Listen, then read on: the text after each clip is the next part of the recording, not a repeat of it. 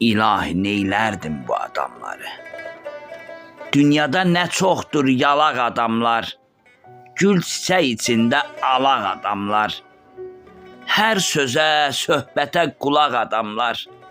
İlahi neylərdim bu adamları. Sonumuz məzardır, ilkimiz bələk. Dünyaya hər adam doğulur mələk. Bələkdən qəbrədək adamlar kələk. İlahi neylərdim bu adamları. Çarə yox dünyanın qalmaqalına.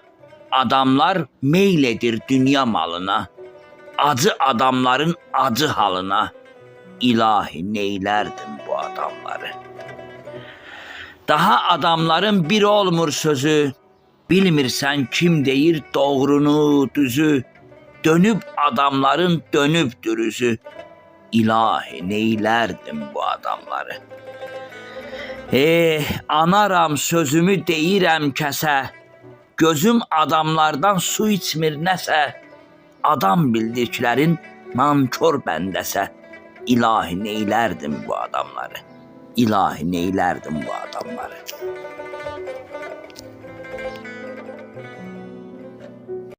Salam əziz izləyicilər. Görüş zamanı proqramında xoş gördük sizləri. Bugünkü görüşümüzün qonağı şair, publisist, jurnalist Anar Məcidzadədir. Salam Anar bəy, hər vaxtınız xeyir. Salam Namiq müəllim, mən də sizi eyni zamanda sizin timsalınıza bütün tamaşaçıları salamlayırıq. Hər vaxtınız xeyir olsun deyirik. Çox sağ olun, Allah razı olsun. Anar bəy, mən sizi gözəl tanıyıram. Amma bizi Türksat vasitəsilə bütün dünyadan izləyən izləyicilərimizin də sizi tanıması üçün özünüzü tamaşaçılarınıza necə təqdim edərdiniz? Uşaqlıqdan bu günə qədər sizi formalaşdıran əsas məqam nələr olub? Buyurun. Təşəkkür edirəm efirə qonaq dəvət etdiyiniz üçün. Mən sizə bir daha minnətdarlığımı bildirirəm. Mən özüm Azərbaycan Respublikasının gözəl güşələrindən biri olan Göyçay rayonunda anadan olmuşam. 88-ci ildən 10 yaşımdan, yəni 1998-ci ildən yaradıcılıqla şeir yazmağa başlamışam. Təbii ki, o ilk illərdə yazılan şeirlərdə müəyyən bir səhvlər də olub, biraz zəiflik də olub, bu təbiidir. Zaman-zaman insan püxtələşir və indiyə qədər də hardasa bir 7 kitabın müəllifiyəm. Azərbaycan Yazıçılar Birliyinin, Jurnalistlər Birliyinin üzvüyəm. Eyni zamanda Həmkarlar İttifaqının və Həsən bəy Zərdabi adına cəmiyyətin üzvüyəm. Nə gözəl. Anar bəy, şairlik, publistika və jurnalistika bu üç sahə həyatınızda bir-birini necə tamamlayır? Hansını özünüzə daha yaxın hiss edirsiniz? Mən özümə daha doğrusu ən yaxın hiss etdiyim ədəbiyyatdır təbii ki, poeziyadır, şairlikdir. Çünki mən bayaq da qeyd etdiyim kimi 10 yaşımdan, yəni 1998-ci ildən şeirə həvəsim yaranıb, şeir yazmağa başlamışam. Və mənim üçün təbii ki, birinci növbədə şairlikdir, hər şeydən üstün şairlikdir. Ancaq təbii ki, jurnalistikada, elə publistikada özü bir yaradıcılığın bir növüdür. O da qələm sahəsidir. Yəni, hər biri qələmlə yazılır. Beynindən gələn məhsulları, dirəkdən süzülən sözlər də hər biri. Ancaq üçündən seçim qalsa, əlbəttə birinci növbədə poeziya, şairlik.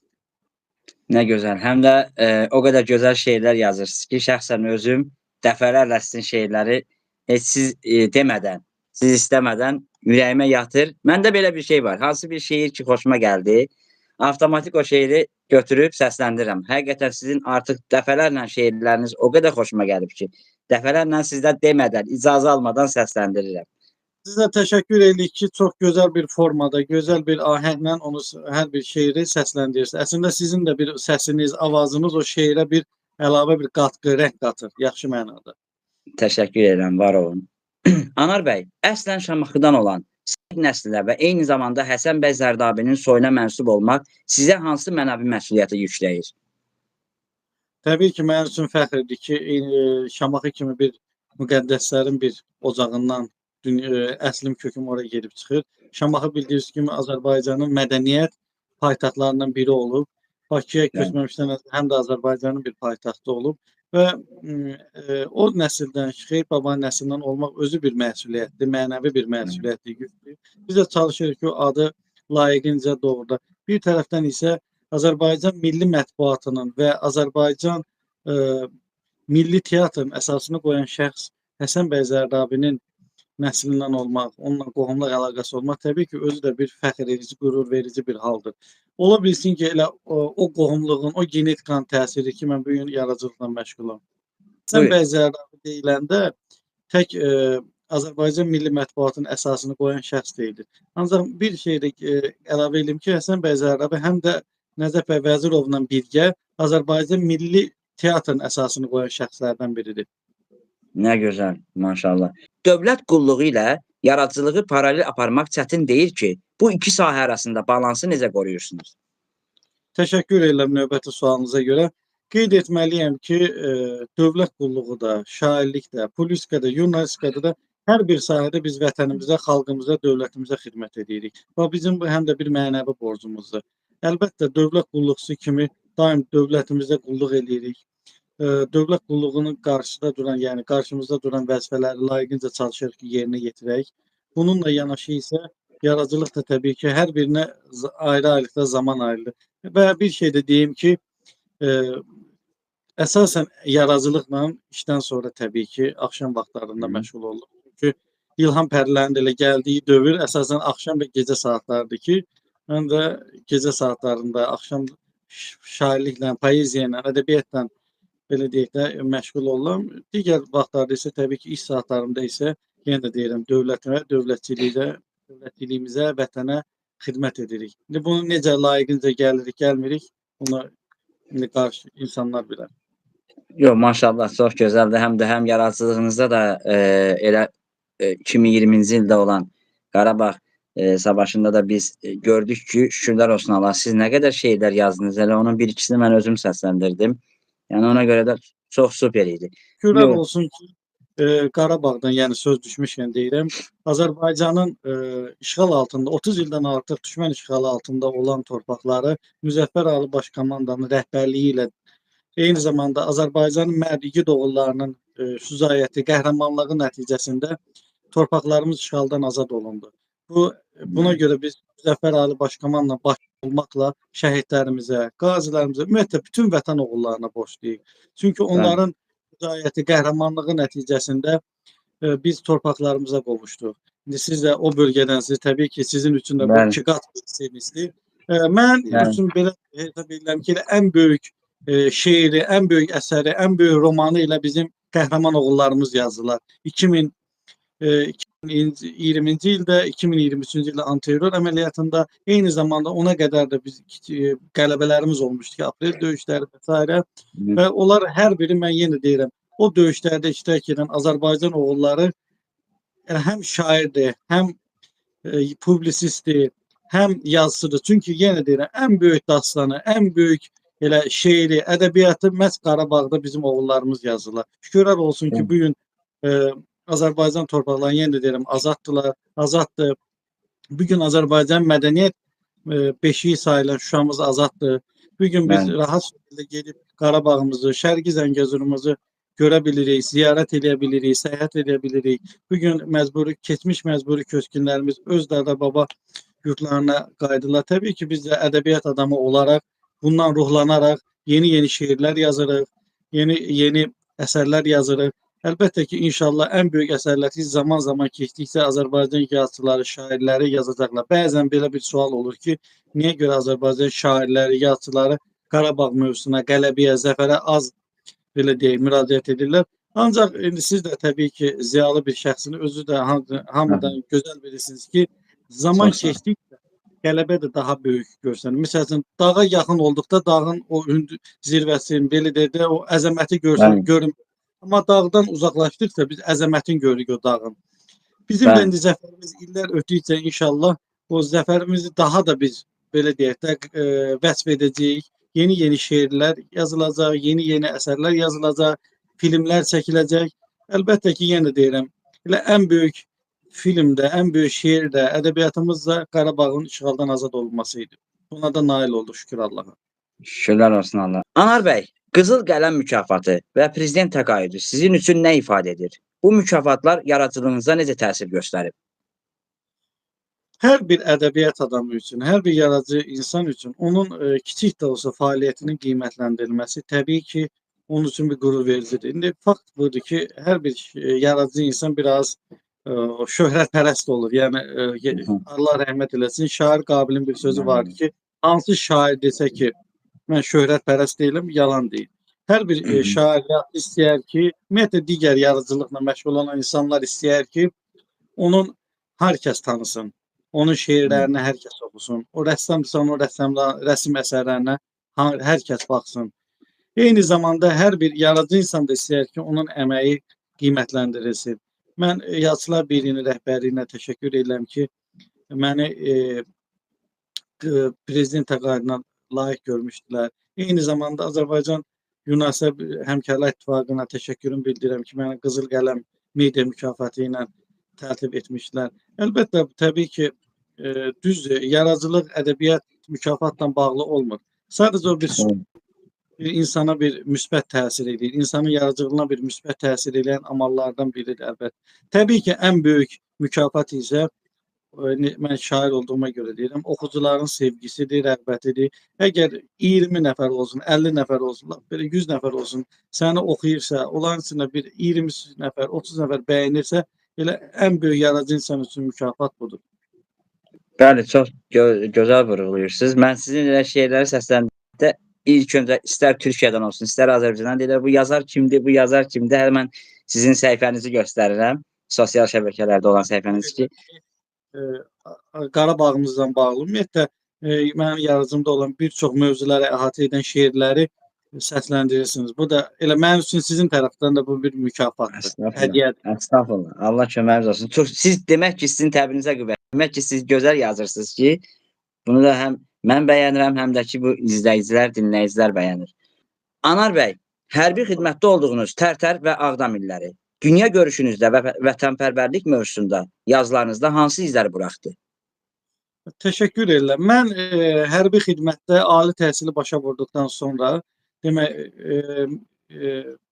2010-11-ci illərdə hərbi xidmətdə olmuşam. O vaxtı torpaqlarımız işğalda olduğu üçün Tərtər Ağdam ərazisi cəbhə zonası sayılırdı. Mən cəbhə bölgəsində xidmət elədim. Yəni bununla qürur duyuram ki, şəhərin mərkəzində deyil, Azərbaycanın gözəl bir güşəsi olan Qarabağımızda hərbi xidmətdə olmuşam. Təbii ki, mən əskərlikdə olduğum müddətdə də şeirlər yazırdım. Hərbi vətənpərvərlik mövzusunda, digər mövzularda. Mən bir şey də deyim ki, orada Qarabağın o ətri, Qarabağın o belə deyə duyğusu tam başqa idi. Və biz oradan Tərtər və Ağdam ərazilərindən işğalda o zamanki işğalda olan torpaqlarımızı belə həsrətlə, niskinlə izləyirdik. Əlbəttə ki, bütün bunlar mənə də bir şair kimi həm pis təsir eləyirdi, duyğulandırırdı və bu duyğudan da neçə-neçə şeirlər yaranırdı. Şükürlər olsun ki, bugün Ağdamımız da işğaldan azad olunub. Bugün Ağdərəmiz də işğaldan azad olunub. Tərtərin işğalda olan ərazilər də işğaldan azad olunub. Və əlbəttə ki, artıq biz yaradıcılığımızda bir dönüş yaradırıq. Yəni, Niskildən yazırdıq vaxtı ilə, indi isə qələbədən, zəfərdən yazırıq, qəhrəmanlarımızdan yazırıq, şəhidlərimizdən yazırıq. Çünki bu da bizim qələm sahibi kimi bizim də bir mənəvi borcumuzdur. Bəli, çox gözəl vurğulayırsınız. Bugünkü gənclərin dini, milli və mənəvi tərbiyəsi ilə bağlı hansı problemləri görürsünüz? Və bu sahədə nə etmək lazımdır ki, bundan sonra daha gözəl olsun? Buyurun. Təşəkkür edirəm. Yəqin ki, siz də bu fikirlərlə tez-tez rastlaşırdınız 2020-ci ilə qədər ki, Azərbaycan oğulları vətənpərvəri zəifdir falan. Ancaq 2020-ci ildə Azərbaycanın mərd oğulları Qarabağımızı işğaldan azad etdikdən sonra, Şərqi Zəngəzurumuzu işğaldan azad etdikdən sonra hər kəs, bütün dünya artıq başa düşdü ki, biz xalq olaraq vətənə sevgimiz böyükdür, vətənə bağlılığımız böyükdür. Bizim oğullarımız, gənclərimiz vətənpərvərdirlər. Yəqin ki, təbii ki, sizin də həmin illər yadınızdadır ki, hərbi komissarlıqda indiki səfərbərlik şöbələrini az qala pəncələrini sındırırdılar, şüşələrini sındırırdılar ki, bizi də aparın müharibəyə. Yəni, bax, bu vətənpərvərliyini göstərisidir. Əlbəttə, Azərbaycan tək 2-ci Qarabağ müharibəsində deyil, 1-ci Qarabağ müharibəsində də böyük qəhrəmanlıq göstərdilər. Həmin dövrdə şəhid olanların da ruhu şad olsun inşallah. Amin. Aprel döyüşlərində, bundan başqa Horadiz əməliyyatı keçirmiş ki, onlar hər biri bir qələbə idi bizim üçün. Və sizin sualınıza əlavə olaraq, cavab olaraq daha doğrusu qeyd etmək istəyirəm ki, bu gün şükürlər olsun Azərbaycanda milli, dini, mənsəb zəminində heç bir qarşıdurma baş vermir. Biz xalq olaraq tam tolerant bir xalqıq. Azərbaycanda bütün dinlərin, bütün mənsəblərin, bütün xalqların nümayəndələri sülh, qarşılıqlı hörmət şəraitində yaşayırlar. Bu gün Azərbaycanda qeyd edim ki, Bakı şəhərində sinaqoq, kilsə və məscid yanaşıdır. Bir addımlıqlar deməli bir-birinə yanaşıdır. Evet. Və insanlar istədiyi bir dini ibadət yerində gedib ibadətlərini edirlər. İstəyir yəhudisi olsun, istəyir xristianı olsun, istəyir müsəlmanı olsun. Və əlbəttə ki, bu gün gənclərimiz də dinə daha çox maraq göstərirlər. Şükürlər olsun ki, onlar düzgün yoldadırlar, mənəvi bir yoldadırlar. Şükürlər olsun ki, yenə də deyirəm, gənclər arasında o qədər də radikallığa, radikalizmə meyl edən gənclərin sayı tək-tükdür. Bu da bizim ümumiyyətlə Azərbaycan dövlətinin, ölkə rəhbərliyinin yürütdüyü o siyasətin nəticəsidir. Həm də ki, Azərbaycan insanının, Azərbaycan vətəndaşının dünya görüşünün, savadının geniş olmağından irəli gəlir. Ben. Və tam hər kəsə əmin ola bilər ki, inşallah ki, və bütün o bizi sevməyən qüvvələr qoy bilsin ki, Azərbaycanda heç bir zaman milli, dini zəmində heç bir münaqişə baş verməyəcək. Bax, bizim hər sualdan cavab veririk və hər biri gəlir yenə də Qarabağ mövzusuna, vətənpərvərlik mövzusuna gəlir, çıxır. Bu da təbii bir haldır və Qarabağ istəyir birinci Qarabağ müharibəsi olsun, istəyir ikinci Qarabağ müharibəsi olsun. Dinindən, millətindən asılı olmayaraq Azərbaycanda yaşayan bütün millətlərin nümayəndələri, hətta onlar üçün Rusda vardı, Yahud da vardı, digər asari xalqların nümayəndələri də vardı, digər dinlərin nümayəndələri də vardı ki, qardaş kimi birlik nümayiş etdirib düşmənə qarşı, işğalçılara qarşı mübarizə apardılar. Və bu da onu göstərir ki, yenə deyirəm, Azərbaycanda heç bir zaman dini zəmində qarşı durma olmayıb, milli zəmində qarşı durma olmayıb. Bu bizim adət-ənənəmizdir. Bizim keçmişdən gələn bizə bir mirasdır, babalarımızdan gələn bir mirasdır. Əlbəttə Azərbaycan gəncliyi də bu mirası qəbul edərək başa düşür ki, din yaşamağın yolu qarşılıqlı hörmət, tolerant mühitdə yaşamaq, bütün dinlərə hörmətlə yanaşmaqdır. Çox gözəl vurmuşsunuz. Yadıma bir şey düşdü. Elə bizim o jurnalistlərimizdən biri Mirşahin bəy o vaxt sual vermişdi Albert Agarnova ki, sən axı Yahudisən, sən burada niyə vuruşursan? O dedi ki, mən millətim üçün vuruşuram. Mən vətənim üçün vuruşuram. Yəni o şərt o deyildi ki, o Yahudidir deyə burada vuruşmasın. Deməli, buranı sevir, oranı öz vətəni bilirdi. Allah ona rəhmət eləsin. O zaman Qarabağda vuruşdu və şəhid oldu. Yəni Allah bütün şəhidlərimizə rəhmət eləsin. Yəni siz Agaronovun adını çəkdi. O Yahudi idimi deyəcəksə, siz də qeyd etdiyiniz kimi. Ancaq Azərbaycanı heç də anar məclislərdən sizdən az sevmədi. Hansısa bir Azərbaycanlıdan, hansısa bir müsəlmandan az sevmədi. O canını fəda etdi və şəhid oldu və digər şəhid qardaşları ilə birgə şəhidlər xəyabanında bu gün də uyuyur. Bəli, təkcə o deyil, Ruslar var idi. Nə olsun məsəl üçün? Bəli, Ruslar da var, digər millətlərin, xalqların nümayəndələri də var ki, onların arasında milli qəhrəman adına layiq görülən var. Orden və medallarla tərtib olunanlar da var. Onlar hər biri Naiq müəllim bizim övladlarımızdır. Onlar hər biri Azərbaycanın fəxr ediləsi övladlarıdır.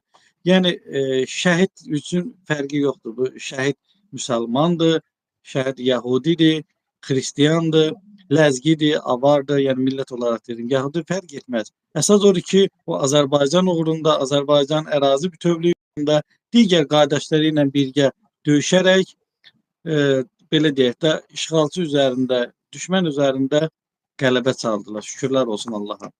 Bax, sizlə danışdıqca o qədər səmimi oluruq ki, o qədər səmimi danışırıq ki, həqiqətən özümə də xoş gedir. Həm də bir şey də yadıma düşdü. Allah rəhmət eləsin. Dekabrın 26-sı artıq bir il oldu da bizim təyyarəmiz qəza keçirdi.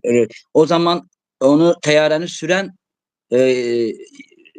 pilot da Rus idi. O istəsəydi özünü atardı, özü sağ qalardı, amma görürmü? Necə vətənpərvər insan idi o insanda. Yəni eləmədi. O çalışdı ki, insan ölümü az olsun. Özü öldü. Yanındakı öldü, amma özlərinə bəli, orada olan insanların çoxu sağ qaldı onun sayəsində. Əsas Allahın sayəsində, sonra da onun sayəsində. mən qeyd edirəm, hər ikimiz də onu vurğulayırıq ki, Azərbaycanda olan hər kəs bu vətəni, bu torpağı sevir. Yenə deyirəm, biz bunu tək sözdə yox, əməlimizdə hər kəsə, bütün dünyaya sübut edirik ki, qardaş, Bəli, yəni Azərbaycanda yaşayan kimliyindən asılı olmayaraq bu vətənə bağlıdır, bu vətəni sevir. Onun uğrunda o tək vətənin yox, elə bu vətənin övladlarını, xalqın da uğrundan canından belə keçməyə hazır bir xalqıq, millətik, bəli, cəmiyyətik. bəli. Mən icazənizlə Qarabağın Azadlıq nəğməsi şeirini deyərdik, elə şəhidlərimizə söz düşmüşkən. Buyurun, buyurun. Çox şad Bəlkə oldum. dönüb əsgərə hər nəfərin, tükənməsin nə gücün, nə təpərin. Mübarəkdir, mübarəkdir zəfərin. Qarabağda dalğalanır bayrağın, azad oldu yağılardan torpağın. Oğulların düşmən üstə yeriyər, pis günlərin buza dönüb əriyər. Şuşa, Laçın min bir uğur diləyər. Bundan sonra xoş keçəcək hər çağın. Azad oldu yağılardan torpağın. Dostun kimdir, düşmən kimdir bilindi.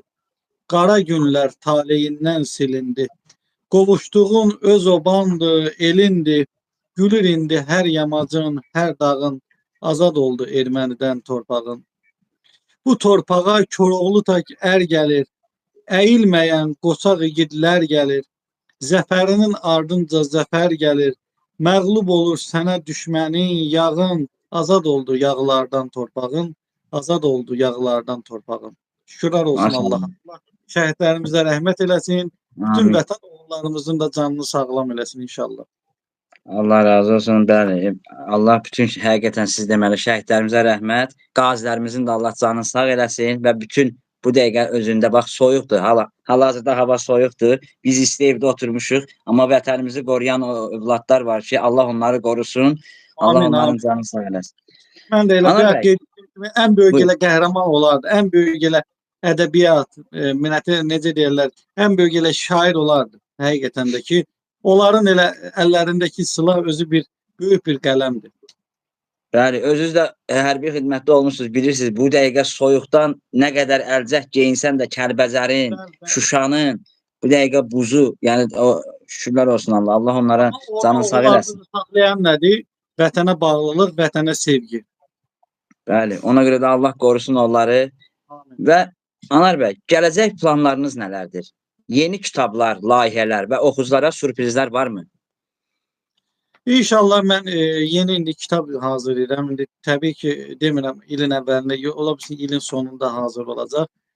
Yeni kitab, İnşallah. şeirlər ona yəni əlavə olunur. Allahın köməkliyi ilə bu il yəqin ki, növbəti kitabım çap olunacaq inşallah. Və mən də demək olar ki, yaradıcılıq belədir ki, bu sifarişlə olan falan dövrdə gərək o təb gəlsin ki, sən yeni şeirlər Bəli, yazasan. Təbii ki, təb də gələndə yeni şeirlər yazırıq. İndi kimisə xoşuna gələr, kimsə bəyənməyə bilər. Əlbəttə bütün şeirlər zəif ola bilməz. Bütün şeirlər güclü ola da bilməz. Yəni içərisində zəifi də olur, güclüsü də olur, sevilən də olur, sevilməyən də olur. Bundan başqa çalışırıq ki, yenə deyirəm, həmişə vətənimizə, xalqımıza xidmət edək. Amma ən böyük elə yaradıcılıq isə yaxşı insan olmaqdır. Ən bəli, böyük nemət elə yaxşı insan olmaq. Çalışmaq lazımdır ki, o səhvlərimizlə yanaşı yaxşı əməllərimiz də olsun ki, həm insanların rəğbətini qazanaq, həm də bizim böyük yaradanın, yəni Allahın bir yanında bir yaxşı bəndə kimi qalaq inşallah. inşallah. Allah Anar bəy, yaxşı insan kimi, bəndə kimi sevsin. nə gözəl. Bəli. Anar bəy, bir də belə bir şey deyim. Ümumiyyətlə siz təkcə şeiri deməyək. Ondan başqa romanmı və ya bir hər hansı bir əsərmi yazmağı da düşünürsünüzmü? Elə bir planlarınız olub? Mənim publisistik məqalələrim var. İndi ara sıra yazıram. Bəzi hallar düzdür. Bir 5-6 il bundan öncə harca hekayələr yazırdım. Amma dayandırmışam. Son vaxtlar bir hekayə yazdım. Ümumiyyətlə mənim fikrim belədir ki, insan özünü harda tapırsa onunla məşğul olmalıdır. Yəni Bəli, kamil o insan olmalıdır. O Nizami demişin. Yəni hamısına yarımçıq məşğul olmaq o yaradıcılıq deyil. İnsan yenə deyirəm, bəli, özün harda görürsə o işlə məşğul olmalıdır. Çünki o daha effektli olur onda. Digər amma əgər bir sahədə sən zəifsənsə, bir sahəni tam peşəkar deyilsənsə, o işlə məşğul olmaq bir növ sənin digər yaradıcılığını da kölgə altında qoyur. Ona görə də bəli. mənim üçün daha çox şeirdir. belə deyək, poeziya mənim üçün daha önəmlidir. İndi Allah da mənə bu istiqamətdə bir belə deyək də ilham verir. İlham verir daha doğrusu. Nə gözəl. Həqiqətən də çox şad olduq biz də sizlə həm söhbət olmağa və əminəm ki, bizi izləyənlərin də xoşuna gələcək. Anar bəy, son olaraq bir gözəl şeirinizdən bir dənə də deyərsiniz və ondan sonra da bizi izləyənlərlə də sağollaşarsınız, proqramımızı bitirərik. Bugün də paylaşmışdım bu şeiri. İcazənizlə sevgi Buyurun, şeiri buyurun. olsun. Vətənpərvərlik olduysa bir dənə də sevgi şeiri olsun icazənizlə. Hı -hı. Yağış yağsa çətir olum sənin üçün. Çiçək atsa ətir olum sənin üçün. Şeir olsa sətir olum sənin üçün. Bir ömürlük sevgimizin xətrinə. Yaz yağışım, yay günəşim, qış qarım. Səadətim, məhəbbətim, həm varım. Fərhad kimi qaya çapım, dağ yarım. Bir ömürlük sevgimizin xətrinə. Ürəyimdən gəlib keçər arzular. Sevən könlüm təkcə səni arzular. Neçə nəğmə, neçə şeir yazılar. Bir ömürlük sevgimizin xətrinə. Şükür edim taleyimi yazana. Sevgi bağım qoy dönməsin xəzana. Ömrümüz də arzular tək uzana. Bir ömürlük sevgimizin xətrinə. Mən sizə qeyd edeyim ki, Azərbaycan oğulları, Azərbaycan ümumiyyətlə insanı tək vətənə bağlı deyil. Həm də o öz sevgisinə, öz ailəsinə, öz məhəbbətinə bağlılığı ilə bir dünyaya bir nümunədir. Mən arzu edirəm ki, tək belə deyək də vətənə tək bir yara olan deyil, ümumiyyətlə insanlığa sevgi ölməsin. Sevgilər daim var olsun. Həm vətənə olan sevgi, həm insanlığa olan sevgi, həm də belə deyək də qarşı cinsin bir-birinə olan sevgisi daim var olsun. Ümumiyyətlə dünyanı ilə sevgi, məhəbbət, insanlıq xilas edəcək. Bəli, çox gözəl vurğulayırsınız. Son olaraq Anar bəy, bizi dünyadan izləyən, Türksat vasitəsilə dünyadan izləyən bütün türk qardaşlarımıza, bütün Azərbaycanlılara, ümumən bütün türk dünyasına son sözünüzü də söyləyin və proqramımızı bitirək. Buyurun. Mən sizin efir vasitəsilə Namiq müəllim, bütün türk dünyasını bir daha salamlayıram, bağrıma basıram və onlara bir Azərbaycan gənci olaraq, Azərbaycan yazarı olaraq təşəkkür edirəm ki, 2-ci Qarabağ müharibəsi, Vətən müharibəsi deyirik də biz ona, Vətən müharibəsi zamanı bizə mənəvi dəstək oldular. Bütün demək olar türk dünyası. Və dəstəyə görə başda Türkiyə olmaqla bütün türk dünyasında daxil olan bütün ölkələrə minnətdarlığımızı bildiririk.